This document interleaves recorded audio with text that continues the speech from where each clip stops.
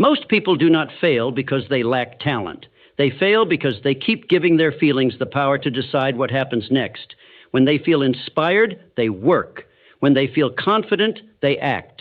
When the goal feels exciting, they make promises. But when the work becomes boring, uncertain, or uncomfortable, those promises begin to disappear. This is why motivation cannot be the foundation of your future. Motivation is a visitor. It arrives without warning, stays for a little while, and leaves when you need it most. Discipline is different. Discipline is the decision to continue after the feeling has changed. It is waking up without excitement and still beginning. It is doing the necessary work when nobody is watching, praising, or encouraging you. It is keeping your word when breaking it would be easier. And once you build discipline deeply enough, you stop waiting for motivation to rescue you. You become the person who can command your own actions. That ability affects everything: your money, your health, your work, your relationships, your confidence, your future. A person who cannot direct himself will always be directed by something else. His phone will direct him. His appetite will direct him. His fear will direct him. Other people's opinions will direct him. He may believe he is free because no one is giving him orders, but if every passing feeling can change his course, he is not truly free. Real freedom begins when you can choose an action and remain loyal to it after the mood that created it has disappeared. I am going to show you how that kind of discipline is built, not through punishment, not through an impossible routine, not through working until you are exhausted. It is built through a clear purpose, a controlled environment, repeated action, and a personal standard you refuse to abandon. The final principle is the one most people miss. Without it, discipline remains a temporary effort. With it, discipline becomes part of your identity. But first, you must stop chasing a goal that has no emotional meaning. Every lasting achievement begins with definiteness of purpose. You must know what you want, why you want it, and what you are prepared to do in return. Most people never become clear. They say they want more money. How much money? For what purpose? By what honest service will it be earned? What will they stop doing to create the time? What discomfort are they willing to accept? They have no answer. They want the reward, but they have not accepted the responsibility connected to it. A vague wish does not create disciplined action.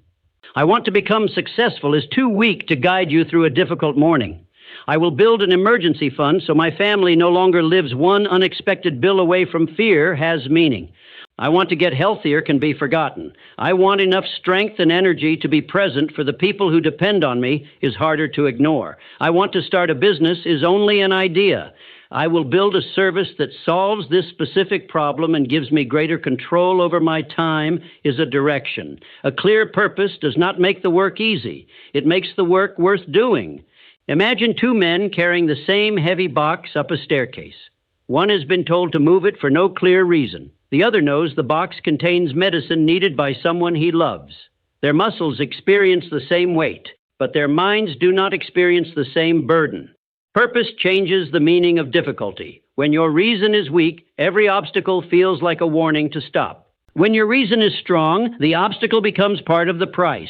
Ask yourself a difficult question. If you continue living with your present habits, where will they take you? Not where do you hope to be? Not where do you tell people you are going? Where are your current habits actually leading? If you spend everything you earn, the habit has a destination. If you avoid difficult conversations, the habit has a destination. If you delay your most important work, the habit has a destination. If you give your best hours to entertainment and your tired hours to your dream, that habit also has a destination. Every repeated action is carrying you somewhere. The question is whether you chose the destination.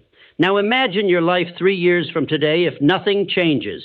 The same financial pressure, the same unfinished project, the same promises made each Sunday and broken by Wednesday, the same private disappointment, the same knowledge that you could do more but are not doing it. Do not turn away from that picture too quickly. A painful truth can become useful when it leads to a decision. Now picture what might change if you kept one meaningful promise every day for those same 3 years. You would not need to transform everything overnight. You would only need to stop abandoning the next step. This is the beginning of discipline, one clear purpose and one decision connected to it. Write the purpose in simple language. Make it specific enough to guide action. Then decide what daily behavior supports it. If your purpose is financial stability, perhaps the behavior is reviewing every purchase and saving a fixed percentage of your income. If your purpose is building a business, perhaps the behavior is spending one protected hour creating value or speaking with potential customers. If your purpose is better health, perhaps the behavior is walking every morning and preparing your food before hunger makes the decision. The behavior must be visible. You cannot measure trying harder. You can measure whether you completed the action. This matters because the mind is skilled at creating the feeling of effort without producing a result. You can think about your goal all day and still do nothing. You can talk about the plan, research the plan, improve the plan, and organize the plan. At night, you may feel mentally tired, but the real work remains untouched. Thought is necessary, but thought must eventually receive a command. The command should answer three questions. What will I do? When will I do it? What is the first physical action? I will work on my business tomorrow is not a command. At 7 in the morning, I will sit at the kitchen table, turn off my phone, open the proposal, and write the first page is a command. Now, the starting point is clear. Clarity removes negotiation, and negotiation is where many good intentions die. The alarm sounds, and the mind says, perhaps later. You sit down to work, and the mind says, check your messages first. You plan to save, and the mind says, you deserve this one purchase. You decide to exercise, and the mind says, today has already been difficult. Each suggestion sounds reasonable when you hear it alone. But if you obey these suggestions repeatedly, they build a life you never consciously chose. There was a young salesman who wanted to increase his income. Each evening, he created a list of people to contact the next day. Each morning, however, he began with small tasks. He arranged his desk. He read industry news. He answered easy messages. He adjusted the wording of his sales pitch. By lunchtime, he felt busy but had contacted no one. The real problem was not time. It was the possibility of rejection. Preparation gave him a safe way to avoid being judged. Finally, he made one rule. Before reading email or changing his notes, he would make 3 calls. The first morning felt uncomfortable. The first call ended quickly. The second person was not interested. The third asked him to send more information. Nothing dramatic happened. He did not become wealthy that morning, but he discovered something more valuable than an immediate sale. Fear weakened after action began. Within a month, the calls that once controlled his mornings had become part of his normal work. He had not waited for confidence. He had created confidence by collecting evidence that he could act while feeling afraid. This is how self-trust is built. Every time you make a promise to yourself and break it, you teach your mind that your decisions have no authority. You say you will begin at 7, but you begin at 9. You say you will save, but you spend. You say you will finish, but you stop when the task becomes dull. Each broken promise seems harmless because there is no immediate punishment. But something is being damaged. You begin to doubt your own word. Then, when a larger opportunity appears, you hesitate. You want to believe you can handle it, but your memory holds too much evidence of unfinished plans. This is why confidence cannot be created by positive words alone. Confidence grows when your actions support your words. If you want to trust yourself again, stop making enormous promises. Make smaller promises and keep them completely. Do not promise to exercise for 2 hours every day if you have not exercised in months. Promise to walk for 15 minutes. Do not promise to write an entire book in 30 days. Promise to write for 20 focused minutes each morning. Do not promise to save half your income if the plan will collapse after 1 week. Choose an amount that requires discipline but can be repeated. A small promise kept is more powerful than a grand promise broken. The visible result may be small, but the inner message is important. I do what I say. Repeat that message through action. 1 day becomes several days. Several days become a pattern. The pattern becomes evidence, and the evidence begins changing your identity. This is where many people make a serious mistake. They become excited about change and attempt to rebuild their whole life at once. They wake at 5. They begin a strict diet. They create a demanding work routine. They stop every form of entertainment. They set several financial goals. For 3 days, the pressure feels powerful. On the 4th day, their energy falls. By the end of the week, the entire routine has collapsed. Then they reach the wrong conclusion. I have no discipline. The truth is simpler. They tried to carry more weight than their present habits had been trained to hold. You would not enter a gym for the first time and attempt the heaviest weight in the building. Yet people expect an untrained mind to carry a complete transformation overnight. Discipline grows through progressive resistance. Begin at a level you can repeat, then raise the standard after the first action becomes stable. A seed does not become a tree by being pulled upward. It grows through the steady use of the right conditions. Your habits grow the same way. Give them a clear purpose. Give them a regular time. Give them enough repetition. Then let consistency do what excitement cannot. To make this easier, I want you to remember a simple sequence. Decide, prepare, begin, finish, review. Decide what matters before the moment of resistance. Prepare the environment so the right action is easier. Begin before your feelings create an argument. Finish the minimum you promised. Review the result and improve the next attempt. This sequence can guide almost any disciplined action. Suppose you want to control your spending. Decide the amount you will save. Prepare an automatic transfer and remove stored payment details from shopping sites. Begin by transferring the money when income arrives. Finish the month without touching it for unnecessary wants. Review where your spending plan was strong or weak. Suppose you want to complete a project. Decide which part will be finished this week. Prepare the workspace and remove distractions. Begin at a fixed time. Finish the daily minimum. Review the work without turning every mistake into a personal attack. The sequence is simple, but simplicity is a strength. When the mind is tired, it needs a clear process, not another complicated theory. Preparation is especially important because discipline is not only an inner battle. Your surroundings influence your actions more than you may realize. A phone beside your hand invites checking. Food placed in front of you invites eating. An open television invites watching. A shopping application with saved payment details invites spending. A cluttered desk invites delay. Your environment is always making suggestions. If the suggestions oppose your purpose, you will spend the entire day fighting unnecessary battles. Strong discipline is not proved by standing next to temptation every hour. It is proved by respecting your goal enough to remove what repeatedly weakens it. If your phone interrupts your work, place it in another room, not face down on the desk, not inside your pocket, in another room. If you waste your mornings reading bad news, do not open the news before completing your chosen task. If you buy things impulsively, create a waiting period. Write the item down and wait 48 hours before purchasing it. If you eat without thought at night, prepare a better choice before you become hungry. If television takes your whole evening, decide in advance what you will watch and when you will stop. Do not keep asking willpower to solve a problem that preparation could remove.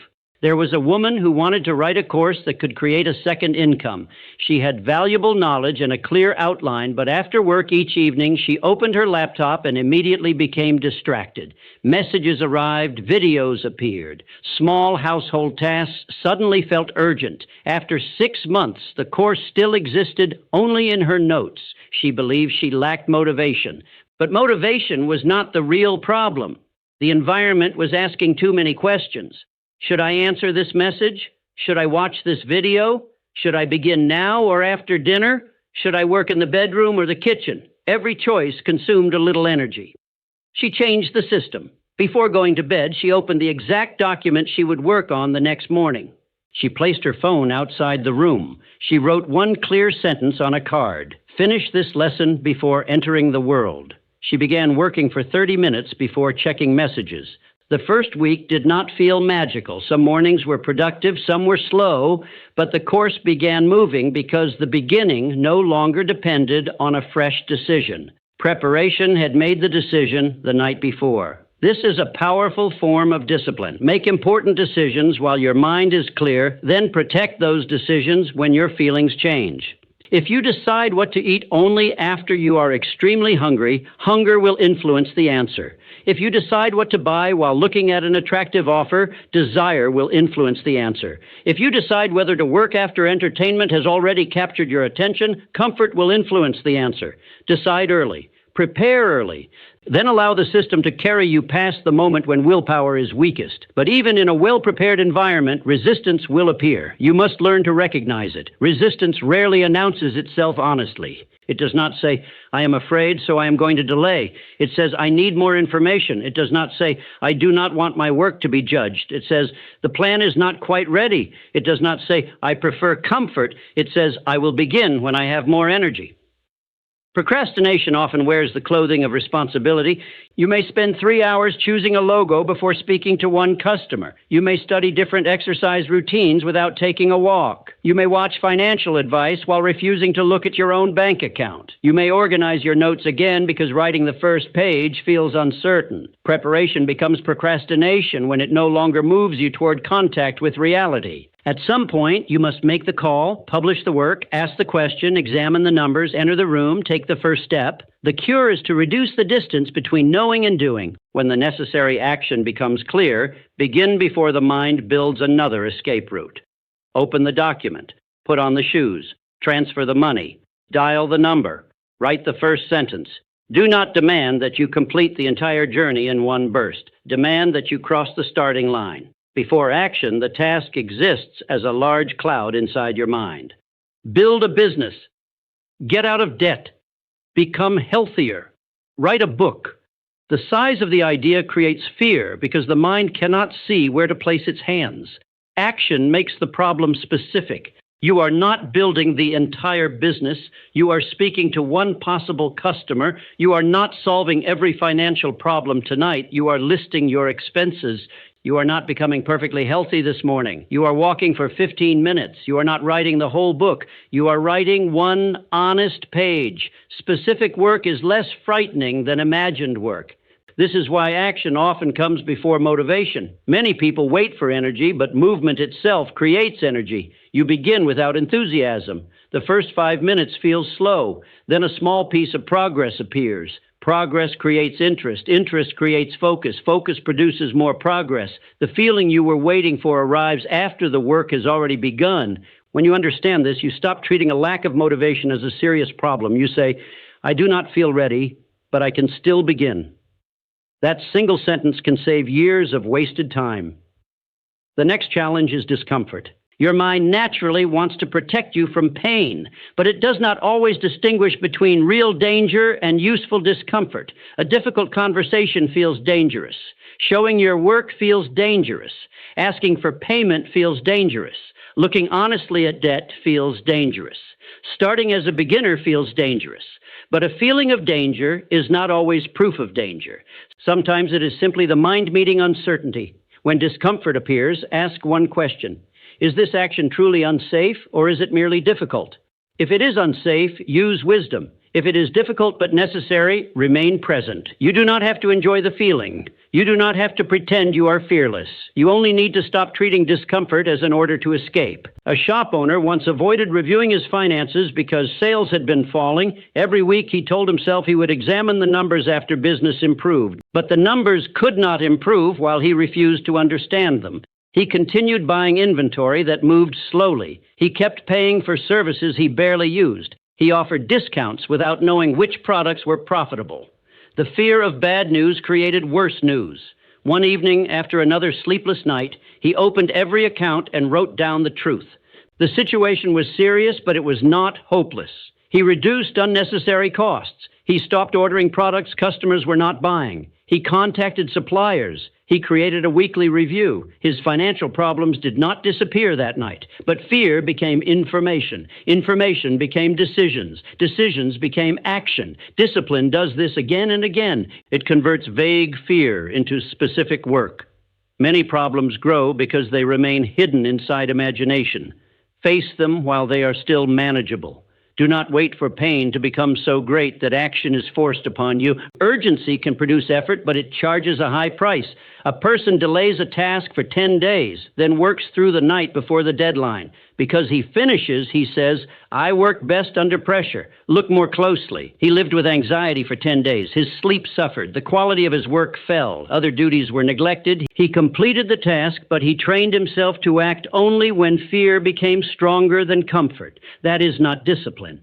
It is dependence on crisis. A disciplined person handles ordinary duties before they become emergencies. He saves before the unexpected bill.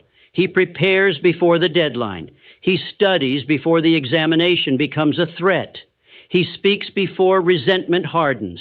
He cares for his health before pain becomes the only voice he can hear. He solves small problems while he still has several choices. This may not look impressive from the outside. There is no dramatic rescue, no heroic final night, no exciting story of escaping disaster at the last second. Instead, there is something quieter and more valuable: peace. The peace of knowing that important matters are not being ignored. The peace of preparation. The peace of not always being behind. This leads to one of the most practical forms of self-discipline: control of attention. Your attention is one of your greatest forms of wealth. Whatever repeatedly receives it begins shaping your thoughts, emotions, and actions. Give your attention to outrage every morning, and anger will enter your work. Give it to comparison, and your own progress will begin feeling too small. Give it to endless entertainment, and quiet effort will feel painfully slow. Give it to a definite purpose, useful knowledge, and concentrated action, and your mind begins gathering strength in one direction. Most people do not lose an entire day in one decision. They lose it in small pieces. 5 minutes checking a message, 10 minutes reading comments, another video, another headline, another unnecessary conversation. Each interruption appears harmless, but attention has a cost when it changes direction. You may return to the desk, yet part of your mind remains with what you just saw. Deep work becomes shallow work. A meaningful task that should take 1 hour stretches across the afternoon. Then you say, I worked all day. You may have been near the work all day, but your full attention was rarely there. Choose one task that would make the day meaningful, even if several smaller tasks remain unfinished. Protect time for that task. During that period, allow only one purpose to exist: one document, one problem, one conversation, one important action. Do not confuse importance with noise. The loudest task is not always the most valuable. Emails can be loud, notifications can be loud, minor requests can be loud. Your long-term goal may remain silent. It will not shout. It will not send an alarm every 5 minutes. It will simply wait. And if you ignore it long enough, an opportunity that once belonged to the future will quietly become a regret from the past. Give your best attention to your best opportunity, not your loudest interruption. This requires the discipline to say no. No to some invitations, no to some conversations, no to immediate access, no to activities that are enjoyable but poorly timed. Every yes uses a portion of life. If you say yes without thought, you may discover that nothing remains for the work that matters most. You do not need to become cold or unavailable. You need to become intentional. There is nothing generous about giving everyone your attention and then having no patience left for your family. There is nothing responsible about solving every small request while neglecting the duty that protects your future. A useful life needs boundaries. The people around you may not immediately understand those boundaries, especially if they are used to having access to you at any time. Be calm, be respectful, but remain clear. You are not rejecting people. You are protecting a purpose. Now, even with a clear purpose and protected attention, life will interrupt you. A child becomes sick. A meeting runs late. You sleep poorly. Travel changes the schedule. An unexpected problem consumes the morning. This is where fragile discipline collapses. A person creates a perfect routine. When the full routine becomes impossible, he does nothing. He planned to exercise for 1 hour. He has only 15 minutes, so he skips it. He planned to write 2,000 words. He cannot, so he writes none. He planned a perfect meal. One poor choice is made, so he spends the rest of the day eating without care. He treats an imperfect day as a useless day. You need a minimum standard. The minimum standard is the smallest version of the habit that protects your identity during a difficult day. Your full workout may be 1 hour. Your minimum may be a 10-minute walk. Your full work session may be 2 hours. Your minimum may be 20 focused minutes. Your full reading goal may be 30 pages. Your minimum may be 3. Your full financial review may take an hour. Your minimum may be recording every purchase.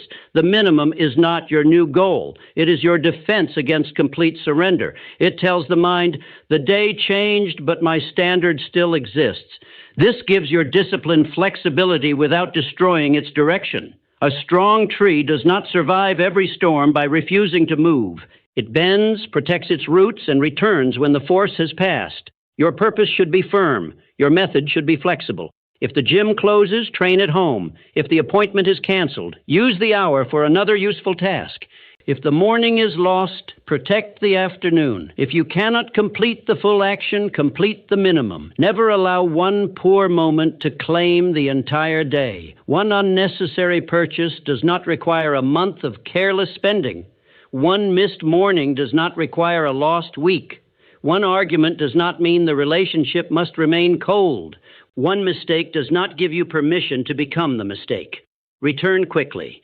The speed of your return matters more than maintaining a perfect record.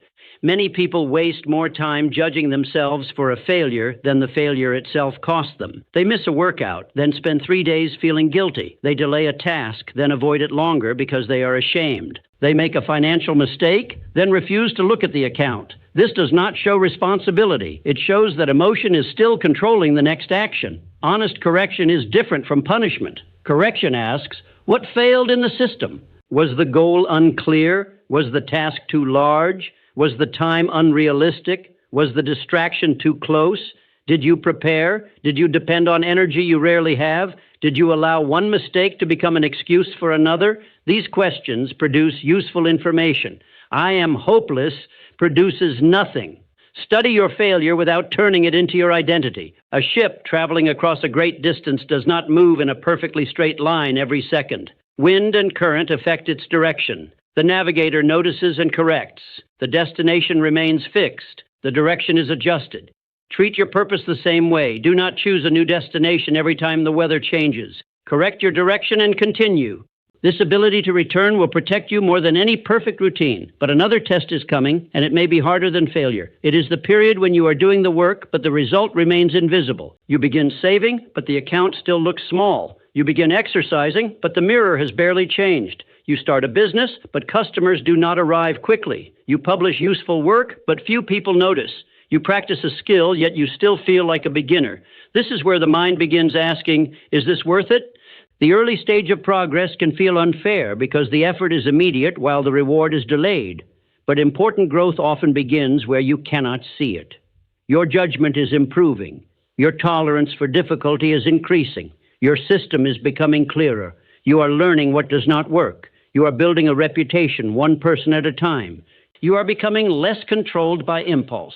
Roots develop before the tree provides shade. If you demand shade too soon, you may abandon the seed. This is why you must measure the actions you control. You cannot fully control whether someone buys. You can control whether you make a useful offer. You cannot control how quickly an audience grows. You can control the quality and consistency of your work. You cannot control every movement of the economy. You can control what you save, what you learn, and how carefully you decide. You cannot control when a large opportunity appears. You can control whether you are prepared when it does. Keep a simple record. Did you perform the chosen action? Did you protect the hour? Did you save the amount? Did you practice? Did you finish the minimum? A mark on a calendar may be enough. The goal is not to become obsessed with tracking every detail. The goal is to make reality visible. Emotion is a poor accountant. On a difficult day, you may feel that you have achieved nothing, even after weeks of steady effort. On a busy day, you may feel productive because you answered many messages, even though the important work remained untouched. A record tells the truth. Perhaps you have been more consistent than you realized. That evidence creates confidence. Perhaps you have worked seriously on only 6 days during the month. That truth may be painful, but it gives you something you can correct. You cannot improve a pattern you refuse to see. Delayed results also require delayed reward. Much of modern life trains the mind to expect pleasure immediately. Entertainment begins in seconds. Food arrives quickly. Purchases require almost no effort. Approval appears as a number on a screen. The mind becomes used to quick stimulation. Then meaningful work, which often pays slowly, begins to feel dull. But almost everything worth having requires patience. Trust is built slowly. A strong body is built slowly. A useful skill is built slowly. Financial security is built slowly. A good name is built slowly. A successful business is often the result of thousands of ordinary actions that looked unimportant when they were performed. You must learn to receive satisfaction from keeping the agreement even before the outer reward arrives. You said you would begin, and you began. You said you would save, and you saved. You said you would practice, and you practiced. You wanted to escape, but you remained. These are victories of character. No one may praise them. They still matter. Two people may earn the same income and live very different financial lives. The first spends immediately and saves whatever remains. The second saves a fixed amount first and learns to live on the rest. After 1 month, the difference may not look impressive. After several years, the gap can be enormous. But the account balance is only part of the change. The second person has trained desire to wait. He has proved that a small pleasure today can be exchanged for greater freedom tomorrow. That lesson influences more than money. He becomes more patient with business, more careful with risk, less controlled by appearances, more willing to build quietly. Discipline in one area strengthens discipline in another because the same mind is making every decision. Ask yourself, which choice will I be glad I made tomorrow? This question interrupts immediate desire. Pleasure asks, what feels good now? Peace asks, what will still feel right later? A wise life makes room for pleasure, but it does not make pleasure the ruler. There is another mistake that must be corrected. Discipline does not mean working every hour. Many people admire exhaustion. They feel guilty when resting. They fill every part of the day with activity and call it ambition. For a short period, this may produce impressive effort. Over time, it weakens judgment. A deeply tired mind is easier to distract. Cravings become stronger. Patience becomes weaker. Small problems feel larger. The purpose that once inspired you begins to feel like punishment. Rest is not the enemy of discipline. Unplanned escape is the enemy. There is a difference between deliberate recovery and avoidance. Recovery has a clear purpose and a clear end. You sleep so the body can repair. You walk so the mind can settle. You spend quiet time away from stimulation. You enjoy your family without carrying work into every conversation. Then you return with greater strength. Avoidance begins as a short break and expands without direction. One video becomes 10. A few minutes become an evening. You end the break more tired than when it began. Rest should restore your ability to choose. If it leaves you less focused, it may not be rest. Protect your sleep. Decide when the workday ends. Create moments when no screen is demanding a reaction. Do not measure ambition by how exhausted you can become. Measure it by how faithfully you can continue. Ask a better question than, how much can I force myself to do today? Ask, what pace can I repeat for the next year? Intensity can begin a change. Consistency completes it. A river shapes stone through continued movement, not one angry strike. Your repeated actions have the same quiet force. The final principle now becomes clear. Discipline cannot remain something you use only when you want a result. It must become part of the person you believe yourself to be. If discipline is only temporary, the improvement will also be temporary. You save until the debt is paid, then return to careless spending. You exercise until the event is over, then abandon your health. You work intensely until the business improves, then stop performing the actions that created the improvement. Temporary discipline produces temporary change. Identity creates a standard. Ask yourself, what would a reliable person do next? Not a perfect person, not a fearless person, a reliable person. A reliable person may be tired, but he keeps the promise or communicates honestly. A reliable person may fail, but he does not hide from the result. A reliable person prepares before the deadline. A reliable person finishes the minimum. A reliable person returns quickly. A reliable person does not require applause to perform an important duty. Each action becomes a vote for that identity. One vote does not define you, but thousands of repeated votes become character.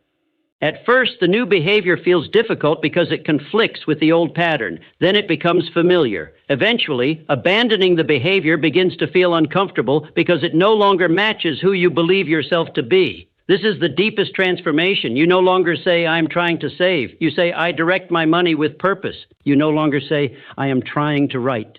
You say, I write at the time I have chosen. You no longer say, I hope to become disciplined. You say, I keep important promises. But these statements must be supported by evidence. Do not use identity as an empty slogan. Earn it. Keep one promise today, then keep another tomorrow. Let the evidence accumulate quietly. This is why the final principle is not intensity. It is self-respect. Real discipline grows when your private actions begin matching the person you want to respect. Nobody may know whether you worked this morning. Nobody may know whether you kept the money instead of spending it. Nobody may know whether you closed the distraction and returned to the task. But you are always watching your own conduct. Every action is teaching you what your word means. When you repeatedly act against your chosen purpose, you feel divided. You want one future, but keep voting for another. When your actions begin matching your purpose, the division becomes smaller. You feel more settled, not because life is easy, but because you are no longer fighting against your own decision. This is the freedom discipline creates. People often imagine discipline as a cage. In truth, a lack of discipline is the cage. Without self-command, every appetite can control you. Every notification can move you. Every criticism can change your direction. Every uncomfortable feeling can stop your progress. Discipline does not remove freedom. It gives freedom a structure in which it can survive. Financial discipline creates the freedom to face an emergency without panic. Physical discipline creates the freedom to use your body with strength. Mental discipline creates the freedom to choose what deserves your attention. Emotional discipline creates the freedom to respond instead of reacting. Work discipline creates the freedom that comes from being prepared. You are not saying no to life. You are saying no to the forces that would quietly take your life away, one careless decision at a time. When this lesson ends, do not create another complicated plan. Return to the simple sequence. Decide, prepare, begin, finish, review. Choose one purpose that matters. Connect it to one daily action. Prepare the environment before resistance appears. Begin without asking whether you feel motivated. Finish the minimum you promised. Review the result honestly and adjust. Then repeat. Perhaps your action is 20 minutes of focused work. Perhaps it is checking your finances. Perhaps it is preparing tomorrow's most important task tonight. Perhaps it is walking before you enter the noise of the day. Perhaps it is making the call you have avoided. Perhaps it is removing one source of distraction. The action may look small. The meaning is not small. You are teaching your mind that your decision has authority. Tomorrow, resistance may return. Do not be surprised. Resistance is often a sign that an old pattern is losing control. Let the feeling speak. Then act according to the decision you made when your mind was clear. You do not have to defeat every weakness in one day. You only have to stop giving weakness the final vote. A definite purpose gives disciplined direction. Small promises rebuild self-trust. Preparation removes unnecessary temptation. Immediate action weakens fear. Controlled attention gives effort power. A minimum standard carries you through imperfect days. Honest review turns failure into instruction. Delayed reward builds patience. Deliberate rest protects your strength. Repeated action turns a difficult choice into character. There will come a morning when the excitement is gone, the alarm will sound, the room will be quiet, no one will know whether you begin. That moment may look ordinary, but it contains your future. The person you are becoming will be decided there, not on the stage, not after the success, not when the reward is visible. In the private moment, when comfort asks you to forget what matters, you do not need to feel powerful to make a powerful decision. You do not need confidence before action. You do not need perfect conditions. You do not need to see the entire path. And you do not need motivation when your purpose is clear, your system is prepared, and your character has learned to lead. Keep your word today. Return tomorrow. Repeat until the behavior that once required a battle becomes the natural expression of who you are. That is how discipline becomes stronger than motivation. That is how a decision becomes a habit. That is how a habit becomes character. And that is how character quietly builds a life that temporary excitement could never sustain. If this lesson helped you, subscribe to Napoleon Mindset for more timeless principles of success and wealth.